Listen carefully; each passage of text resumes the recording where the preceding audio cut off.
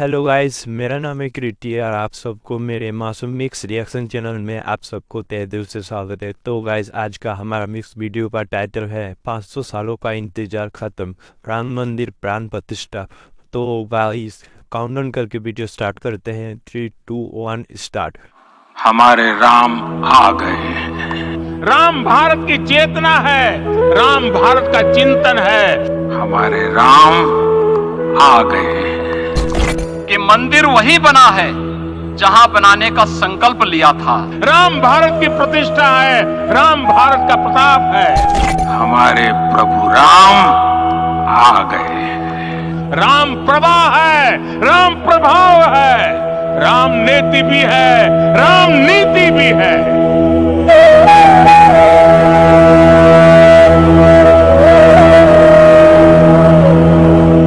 दोस्तों, कहते हैं मरने से कुछ वक्त पहले इंसान की आंखों के सामने से उसकी सारी जिंदगी गुजर जाती है। यह कहने में कोई हर्ज नहीं है कि आप और हम जब भी इस दुनिया से विदा लेंगे तो कल हुई प्राण प्रतिष्ठा का वो पल हमारी आंखों के सामने से जरूर गुजरेगा, या यूं कहें कि मरते दम तक हमारे दिलों में वो पल जिंदा रहेगा।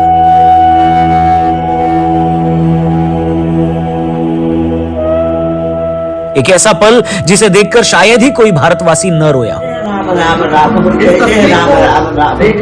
जिसे देखकर शायद ही किसी की आंखें नम न हुई हो, और जिसका गवाह बनकर शायद ही कोई हिंदू होगा जो भावुक न हुआ। सच कहूं तो जिस दौरान मैं ये सब बोल रहा हूं, मेरा रोआ रोआ कांप रहा है। मैं अब भी इस पल की डिविनिटी को, दिव्यता को महसूस कर पा रहा हूं।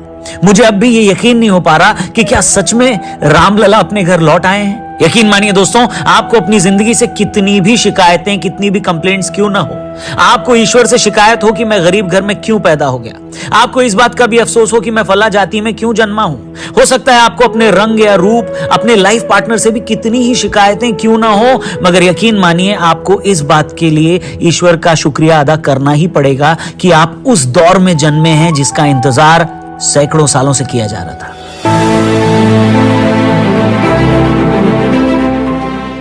नमस्कार, जय श्री राम। मेरा नाम है रौनक। दोस्तों, आज की वीडियो में आपका स्वागत है। आज से 500 साल बाद जब इस बात का जिक्र होगा कि 22 जनवरी 2024 को अयोध्या में भगवान श्री राम के मंदिर की प्राण प्रतिष्ठा हुई, तो दुनिया उन लोगों से जलेगी, ईर्ष्या करेगी जो जीते जी ये सब देख पा रहे थे।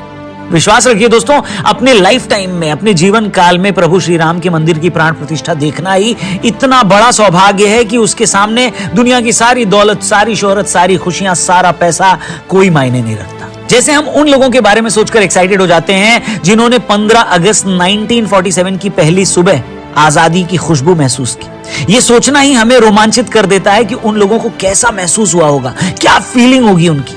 ठीक उसी तरह आज से 500 साल बाद भी जब लोग 22 जनवरी 2024 का दिन याद करेंगे तो रोमांचित हो उठेंगे। Very divine occasion, blessed to be a part of this. Bharat आज नया आयाम लिख रहा। मेरा सौभाग्य है कि मुझे यहाँ पे आने का मौका मिला। अब सोचिए, क्या आपसे बड़ा कोई खुशनसीब है? क्या आपसे बड़ा कोई भाग्यशाली है? और अगर नहीं है तो इसी पल अपने मन से जिंदगी को लेकर जितनी भी कड़वाहट है उसे थूक दीजिए। अपने जीवन को लेकर, अपनी लाइफ को लेकर, अपने भाग्य को लेकर आपको जितनी भी शिकायतें हैं उसे भूल जाइए और सिर्फ 22 जनवरी का दिन देखने के लिए खुद को सबसे स्पेशल मानिए। उसके लिए ईश्वर को थैंक यू बोलिए। मुझे याद नहीं आता कि टीवी पर कल का ये कार्यक्रम देखने के दौरान कितनी दफे मेरी आंखें नम हुई होंगी। मुझे याद नहीं आता कि इससे पहले किसी एक मौके का जश्न मनाने के लिए पूरा देश एकजुट हुआ हो।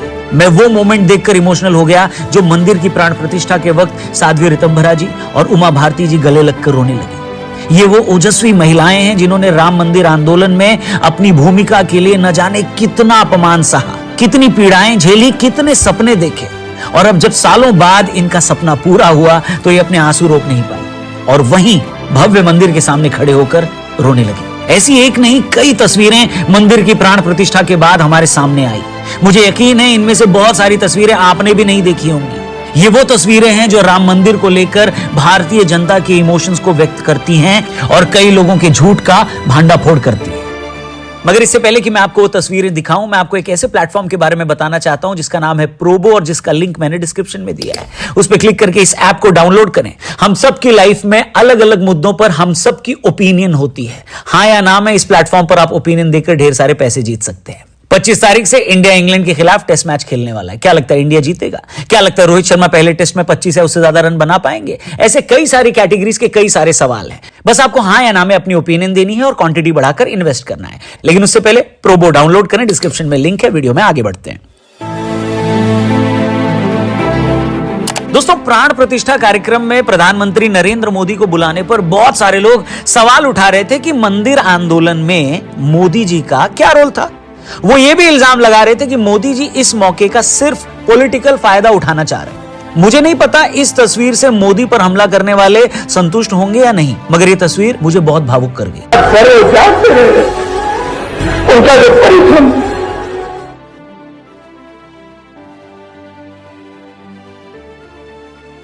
उन साथियों को मैं प्रणाम करता हूं। राम विवाद नहीं, राम समाधान है।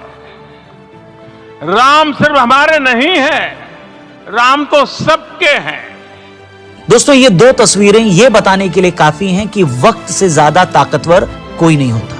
पहली तस्वीर जो 33-34 साल पुरानी है, जिस वक्त मोदी जी न तो गुजरात के मुख्यमंत्री थे, न उनकी गिनती बीजेपी के बड़े नेताओं में होती थी। वो एक आम असहाय हिंदू भारतीय की तरह मंदिर आंदोलन के लिए जान देने वालों को याद करते हुए रो पड़े। वो उस वक्त उतने ही मजबूर थे जितना मंदिर की चाह रखने वाला हर आम हिंदुस्तानी, जो सिर्फ अपने प्रभु को टेंट में रखा हुआ देखकर रो सकता है, मगर उनके लिए भव्य मंदिर नहीं बनवा सकता। मगर वही अयोध्या थी, वही नरेंद्र मोदी और वही भारतीय राजनीति। इन 35 सालों में वक्त का पहिया ऐसा घुमा कि उसने सारी चीजें 360 डिग्री बदल कर रख दी।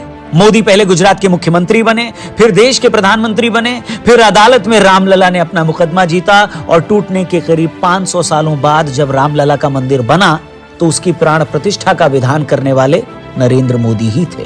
एक पल के लिए आप अगर पॉलिटिक्स को साइड भी कर दें तो अपने ड्रीम्स को, अपने सपनों को पूरा करने के लिए हिम्मत, हौसला और दृढ़ता की ऐसी कोई दूसरी मिसाल, ऐसा कोई दूसरा एग्जाम्पल आपको पिछले सैकड़ों सालों में शायद ही कोई दूसरा देखने को मिले। एक वक्त पर आप मजबूर हैं, टूटे हुए हैं, रो रहे हैं और अपनी हिम्मत और हौसले से आप वो दिन देखते हैं जब आप आज खुश हैं, मजबूत हैं और आपकी आंखों के सामने वो हो रहा है जिसका सपना आपने हमेशा से देखा है। लोक रथ है, जनता का रथ है, जो सोमनाथ से चला है और जिसने मन में संकल्प किया हुआ है कि 30 अक्टूबर को वहां पर पहुंच करके कार सेवा करेंगे और मंदिर वहीं बनाएंगे। दोस्तों, मंदिर बनना सिर्फ हिंदुओं के संकल्प की जीत नहीं है, बल्कि यह भी बताता है कि एक देश के तौर पर हमारा चरित्र क्या है। आप एक पल के लिए जरा सोचकर देखिए, भारत की 80% से ज्यादा आबादी हिंदुओं की है। हिंदुओं के सबसे पूजनीय भगवान हैं श्री राम। श्री राम का जन्मस्थल है अयोध्या।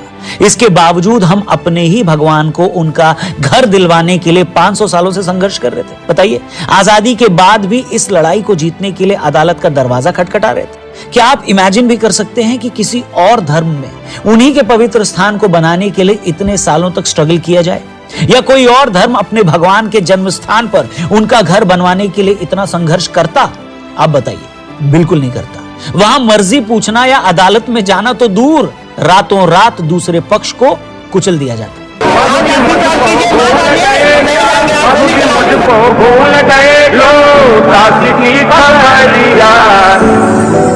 आज मंदिर बनने पर लोगों की खुशी देखकर हैरानी भी हो रही है कि दूसरे पक्ष को अच्छे से पता था कि अयोध्या में प्रभु श्री राम का मंदिर बनना हिंदुओं के लिए कितना इंपॉर्टेंट है, कितना मायने रखता है। मेरी बात पर मत जाइए, हेलो, अपने आसपास नजर दौड़ाइए, अपनी सोसाइटी, अपने मोहल्ले, अपने शहर, अपने मोबाइल में आ रहे वीडियोस पर नजर डालिए और बताइए कि क्या आपने अपने आसपास लोगों को कभी किसी एक कार्यक्रम के लिए इतना खुश, इतना एक्साइटेड देखा था क्या? यही मेरा कहना है कि ऐसा तो नहीं है ना कि दूसरे पक्ष को यह पता नहीं था कि हिंदुओं के लिए भगवान श्री राम के क्या मायने हैं। फिर भी उन्होंने न एक पक्ष की भावनाओं को समझा, न उनके कल्चर और धर्म की इज्जत की, बल्कि सैकड़ों सालों के संघर्ष के बाद जब सुप्रीम कोर्ट ने फैसला सुना दिया, तब भी वो जहर उगलने में लगे हैं। ट्विटर पर आपको एक तरफ से ऐसे 20 अकाउंट मिल जाएंगे जो प्राण प्रतिष्ठा वाले दिन भी मंदिर बनने को लेकर जहर उगल रहे हैं। वो विवादित ढांचा तोड़कर मंदिर बनाने की बात तो करते हैं, मगर उनके पास इस बात का कोई जवाब नहीं है कि उन्हें कैसा लगता अगर उनके किसी पवित्र स्थान को तोड़कर दूसरा पक्ष वहां मंदिर बना लेता। जब उनसे यह पूछा जाता है कि विवादित ढांचे को क्या मंदिर तोड़कर नहीं बनाया गया, उस पर भी वो कुछ नहीं बोलते। वो एएसआई की रिपोर्ट को भी नहीं मानते, वो सालों तक विवादित ढांचे में हो रही पूजा को भी नहीं कबूल करते। वो तो बस मंदिर बनने के बाद से लगातार जहर उगल रहे हैं। राम जन्मभूमि, यही राम नीचे दबे हुए हैं, छिपे हुए हैं। बाबरी मस्जिद दाब कर रखे हुए हैं। कहाँ खेसरा खतियान प्लॉट नंबर कुछ है कोई प्रमाण? प्रभु श्री राम का अपमान करने वाले पहले भी थे और अब भी हैं, मगर जैसे पहले वालों को आज कोई नहीं पूछ रहा है, अब वालों की भी वही गत होगी। मगर उनमें और हम में यही फर्क है, और सबसे बड़ा फर्क तो कल मोदी जी ने खुद बता दिया। एक शाहजहां था जिसने ताजमहल बनवाने वालों के हाथ काट दिए थे, और एक हम हैं जो मंदिर बनाने वालों पर फूलों की वर्षा करते हैं। एक वो बादशाह थे जो सत्ता पाने के लिए अपने बाप तक का कत्ल कर देते थे, और एक हमारे प्रभु श्री राम हैं जिन्होंने सिर्फ अपने पिता की बात का मान रखने के लिए दुनिया के सबसे बड़े राज्य का राजपाट ही छोड़ दिया, वन में चले गए।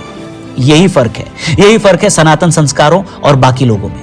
ये संस्कार भगवान श्री राम के ही तो दिए हैं, जिनमें हम दूसरे का छीन कर पाना तो दूर, खुद अपना भी दूसरों के सम्मान में छोड़ देते हैं। मंदिर बनाने वाले कार्यकर्ताओं पर मोदी जी की यह पुष्प वर्षा उन्हीं भारतीय संस्कारों को दिखा रही थी।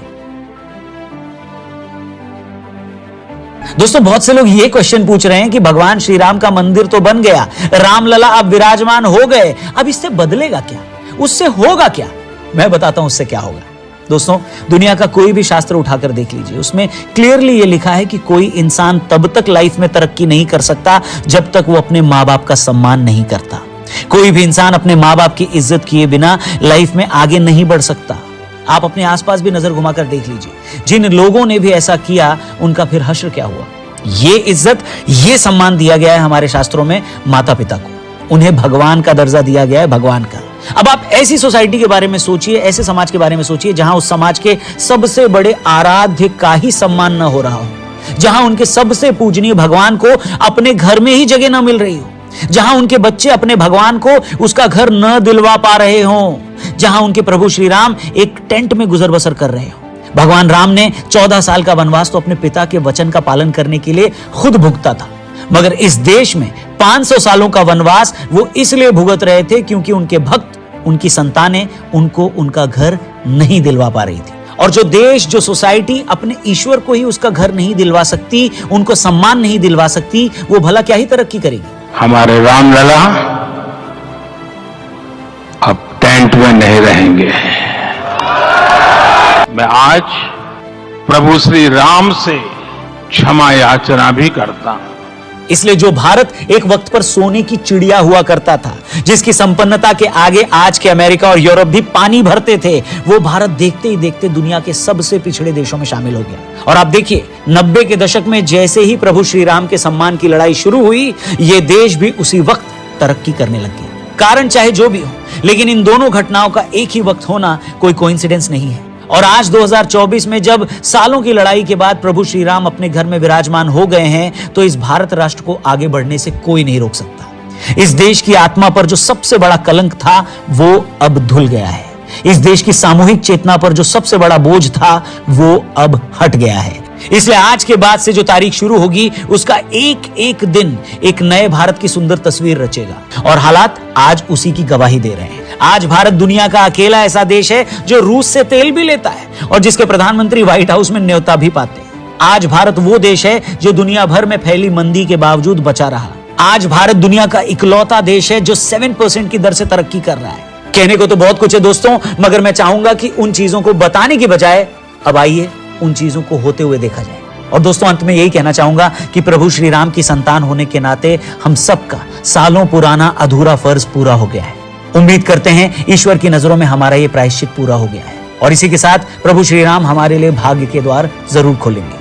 अभी तो काशी और मथुरा की लड़ाई भी बाकी है, वो भी जरूर लड़ी जाएगी, मगर फिलहाल वक्त है इस पल के आनंद का। भारत में नई ऊर्जा है, भारत में आज नई किरण है और सूर्यवंशी प्रभु श्री राम के आने के कारण आज सूर्योदय भी अद्भुत हुआ है। और इसी तेजोमय के साथ अब भारत विश्व गुरु की यात्रा प्रारंभ करेगा। और इस भारत में जातिवाद का जहर मिटेगा, क्योंकि राम सबरी के थे, राम वाल्मीकि के थे, राम सबके हैं और राम सबके रहेंगे। जय सिया राम।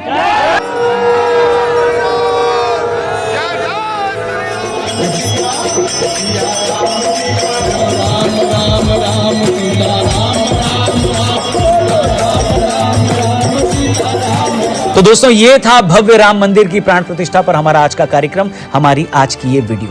अगर आपको ये वीडियो पसंद आई हो, आपके दिल को छुई हो, तो प्लीज इसे और भी लोगों तक पहुंचाइएगा, इसे जरूर शेयर करिएगा। काफ़ी एक अच्छी वीडियो थी, क्योंकि एक प्राण प्रतिष्ठा हो गई है, और एक वाकई जो सबसे ज़्यादा चीज़ है ना, कि वो जो एक लोग इमोशनल हो गए थे ना, वो वीडियोस देख कर ना एक काफ़ी एक दिल को ऐसे भाई जैसे खींचता है ना, ऐसे एक चीज़ें हो गई थी, क्योंकि हर तरफ एक खुशी का माहौल था, एक साथ साथ लोगों का एक इमोशनल होना, और एक बाकी एक जो प्राण प्रतिष्ठा हुई है ना, वो भी देखने के लिए लोग जो आए हुए थे ना, एक बार वो भी वीडियोस देखकर बहुत एक अच्छा लगा, क्योंकि इसमें कोई शक नहीं है कि जो एक इंतज़ार था ना, वो एक कम एक वक्त का नहीं था, कि कब से लोग एक चीज़ की एक देख रहे हैं, राह देख रहे हैं कि ये दिन हमें देखने को मिलेगा, और फाइनली ये दिन एक सबको देखने को मिल गया।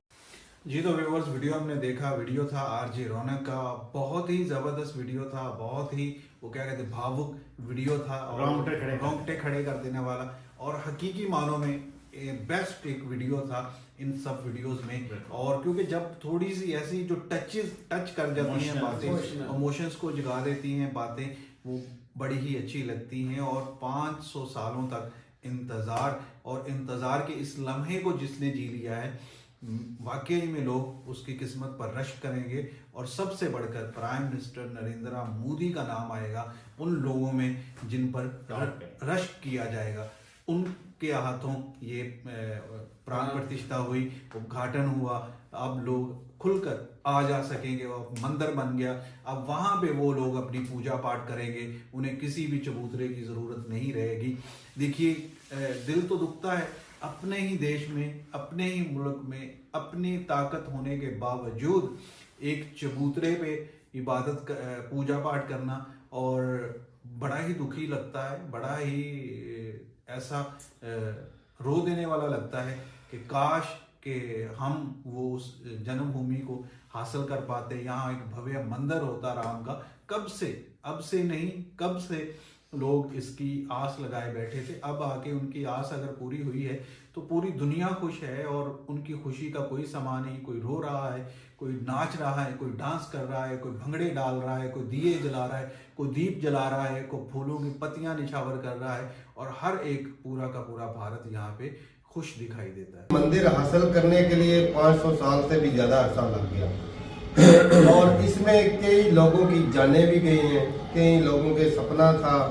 और साफ सारे पीएम मोदी का भी एक दिखाया गया कि वो जब जवानी में थे, सन 2016 की वो किस तरह वो भावुक हो गए, रो रहे थे कि कितनों 22 साल का अर्सा लग गया, 30-34 साल का शर्म बहुत 22-23 साल लग गए। लगाव जो होता है भाई, दीन ऐसी चीज है जिसके लिए बंदा जान भी दे सकता है। बिल्कुल, हमारे यहाँ भी जिस तरह हम भी बहुत भाई, बिल्कुल की बात आ जाए तो की बात आ जाए और बहुत सारे लोगों ने जाने दी भाई, साफ ज़ाहिर है कि कितनी कोशिशें की, कितनी लड़ाइयाँ लड़ी, और फाइनली ये भाई चीज हासिल हुआ, और इसमें बहुत ज़्यादा कुर्बानियाँ दी गई। और साफ ज़ाहिर है कि इतनी कुर्बानियों के बाद जब कोई चीज़ हासिल होती है ना, तो उसकी खुशी का लेवल ही कुछ अलग होता है। तो उसमें लोग इमोशनल हो जाते हैं ना भाई।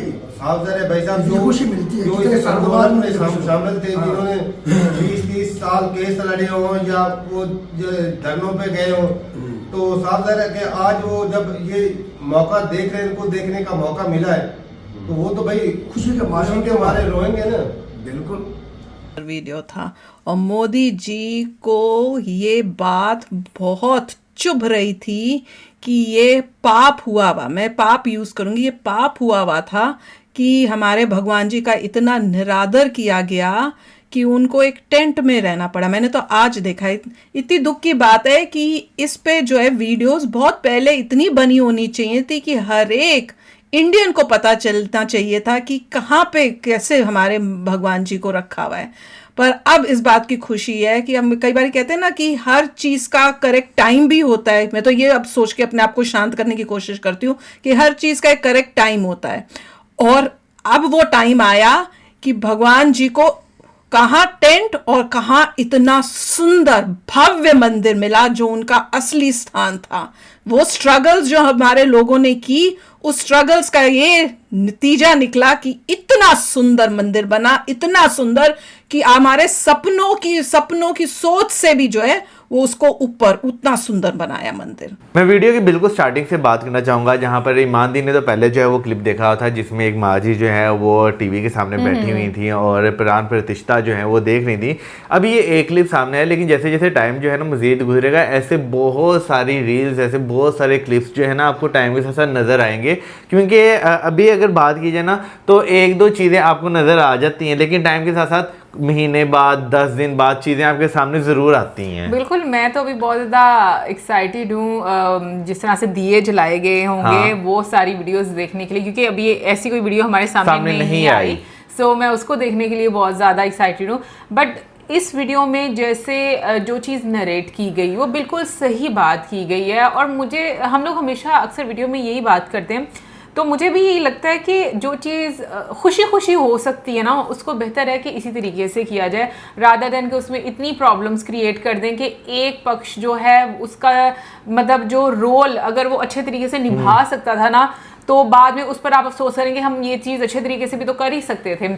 तो मुझे लगता है कि ये चीज़ बड़ी इंपॉर्टेंट है। दूसरा, मैं यहाँ पर एक बात करना चाहूँगी कि कुछ लोग ऐसे होते हैं कि जिनको आप जितना मर्जी समझा लो ना, उनके सामने आप सारे सबूत भी रख दो, उन्होंने फिर भी नहीं मानना, क्योंकि वो खुद गलत होते हैं, उनकी सोच गलत होती है। इस वजह से वो कहते हैं, वो यही सोचते हैं कि अगला बंदा भी ऐसा होगा। तो मतलब जब आप बहुत सारे लोगों को मैंने देखा कि आप कोई लॉजिकल आंसर करते भी हो ना, तो वो आपको ऐसे जवाब देंगे क्योंकि उनका खुद का अंदर का सोचने का जो सिस्टम होता है और जो प्रैक्टिकली काम करने का होता है ना, वो ऐसा ही होता है। तो गाइस वीडियो आप सबको कैसा लगा, वीडियो अच्छा लगे तो please like comment and subscribe जरूर कीजिएगा। तो फिर मिलते हैं एक और नई वीडियो के साथ, तब तक के लिए जय हिंद।